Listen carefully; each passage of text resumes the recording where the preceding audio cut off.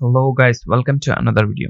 Today we are going to make this nice little hamburger animation. As you can see, you should already saw this animation in many website. So today's video we will show you how you can make this hamburger animation with a little bit of CSS and little bit of JavaScript. So if you are new to my channel and if you also want this kind of video, please subscribe the channel and let's enjoy the show.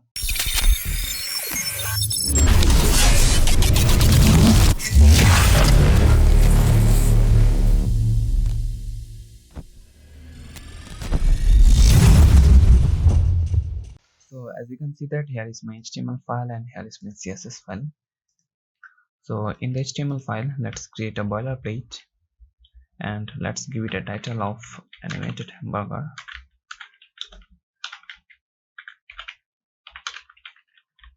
And in the body, let's create a div with a class of container.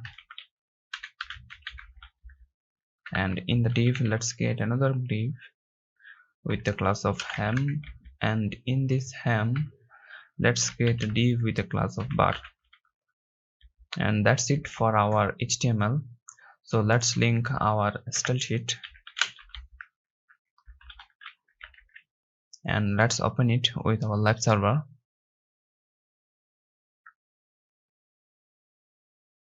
We can't see anything as we expected. And here first of all, let's remove all the unexpected gaps. So padding will be about 0 and margin will be also 0. And let's say box sizing will be border box. So after that, let's say container height will be 100 VH and width will be also 100%. So there is a typo, container actually. So that's it. So let's give it a background color so that we can test it. So yeah, it's working fine. So let's give it a display of flex and justify content center and align items center, so that all of our content will come in the middle. So first of all, let's go to the hamburger. So for the hamburger, let's grab the bar. As you can see that we have a div with a class of bar. So let's grab it. So it's in the ham bar. So first of all, what I need to do is I need to say height will be about 2 pixel and width will be, let's say 25 pixel, and background color will be black. Now you can see that there is a little bar. As you can see, if you want, you can increase the height and width, so that's fine. So let's also create other two bar. So we will create those two bar with the pseudo elements of this bar. So let's create ham and say bar. So first of all, let's grab the before and also let's grab the after. So let's say content will be nothing and say background color will be black and height will be as same as our bar. So height will be 2 pixel and also width will be as same as 35 pixel. So we can't see it because first of all, what I need to do, we need to set the parent position will be relative and the child position will be absolute. And after that, what we need to do, we need to position them. So let's position the before and say, let's say left will be about 0 and also top will be -8 pixel. If I save, now you can see that first bar. Let's also position the after. So left will be 0 and also bottom will be -8 pixel. If I save now, you can see that we have those two bar. So as you can see that we used both left 0, so that's why what we can do, we can apply this once here, so it will apply for them both left 0 here, so it will remain same. So after that what we can do is, let's actually zoom it so that we can see it well. So as you can see, so that's our hamburger for now. So let's actually give it a border. So for the border, let's grab the container first of all and the hem, and let's say padding will be about 20 pixel, and let's say background, so there will be no background. Border, let's say border 1 pixel solid black. If I save now, you can see that we have a black solid background. So let's also create the cursor pointer so that we can click it. So that's all for the hamburger. So now let's make it functional, a little bit of animation. So for the animation, what I need to add some JavaScript. So let's say script type will be text/JavaScript,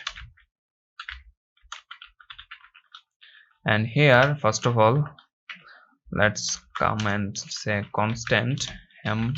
So first of all let's grab the hamburger. So let's say document dot query selector, and here let's grab the hamburger. So it is in the container in the hem.